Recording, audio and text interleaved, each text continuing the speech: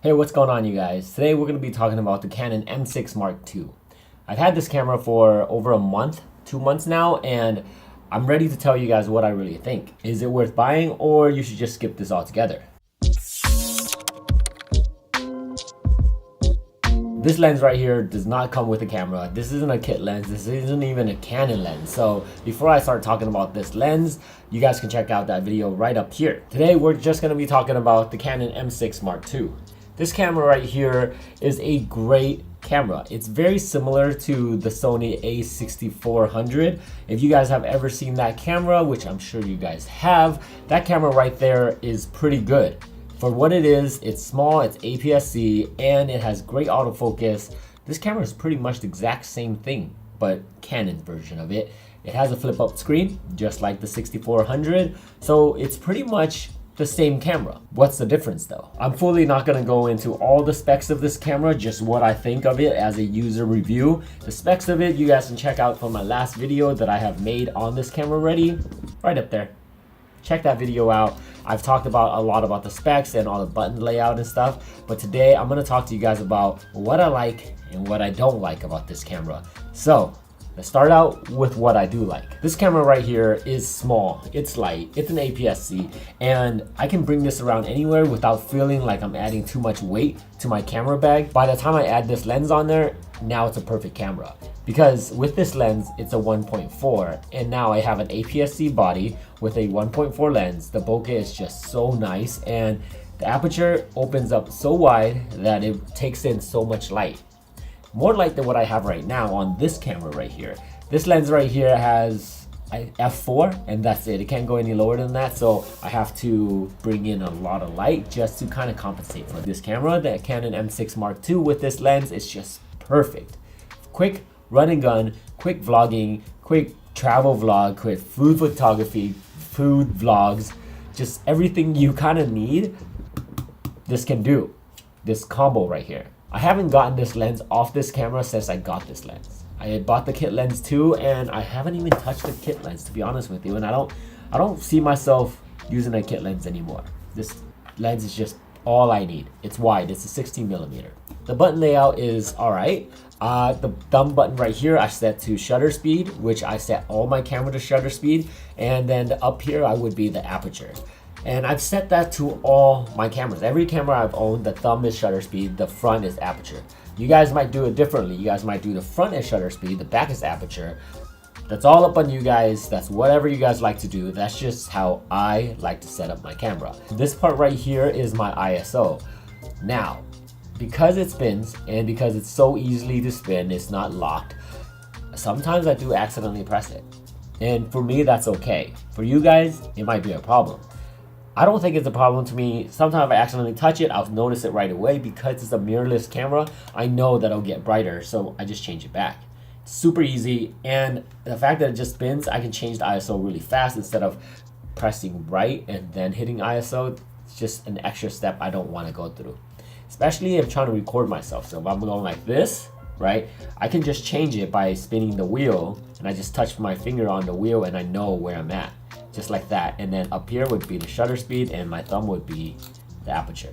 Kind of reverse, but I'm so used to it now that if I ever need to change anything, it's all right there. That's if I was recording myself. If I was recording someone else, then it's perfect. You know, I have everything just perfectly set.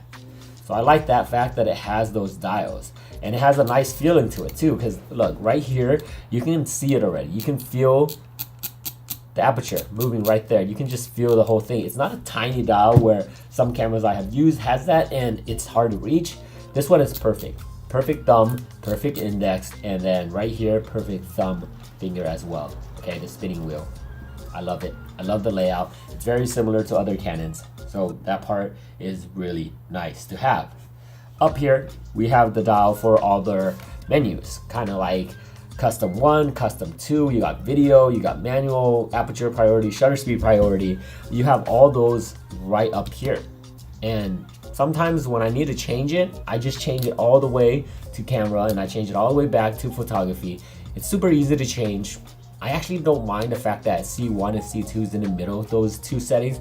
That way I can quickly change it and not accidentally change it into photography, you know what I mean?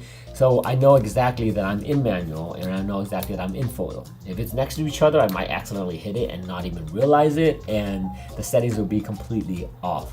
So I dig the fact that it's not next to each other. You can change these buttons to anything you like the MF right there you can change, and then the buttons back here you can change. The right click, that wheel that I was talking about, you can click it left, up, down, and right. Also, the info buttons right here, all your menus are just at your thumb, which I like about that. And these two buttons right here, they're similar to all Canon cameras. So if you're used to Canon cameras, it's the same spot. And I like that about Canon cameras, because when things start moving around too much and you're so used to your old camera, it's hard to switch up because then you have to learn your camera again. The on and off button is up here. I wish there was somewhere around here maybe, but since I'll get to that in a second, that's why it's not there. It isn't a big deal once I got used to it. It's just right there. Changing it is pretty easy. Just it's an okay spot. And then you also have your manual focus and autofocus. You just tap it and switch it, and then also you press the button. It does something, whatever you want to set it to. So right here, I can hit the Q, and then it will have all my menus on the left and right side, which is pretty nice. I can change everything on there. I can change it to like autofocus, how I want it, to face the track or not to face track. I can change it to single shooting or fast shooting. It's just whatever I want to change it to, it's all in here. And it also has digital image stabilizer. I don't know if you guys use that. I actually use that a lot, especially for my B-rolls. Digital image stabilizer, the fact that it zooms, it's okay. I'll just take a couple steps back. That's the best part about shooting it for B-rolls. Then I can just take a step back and it's okay. And if I want to zoom in, I can just hit that and it zooms in a little bit more.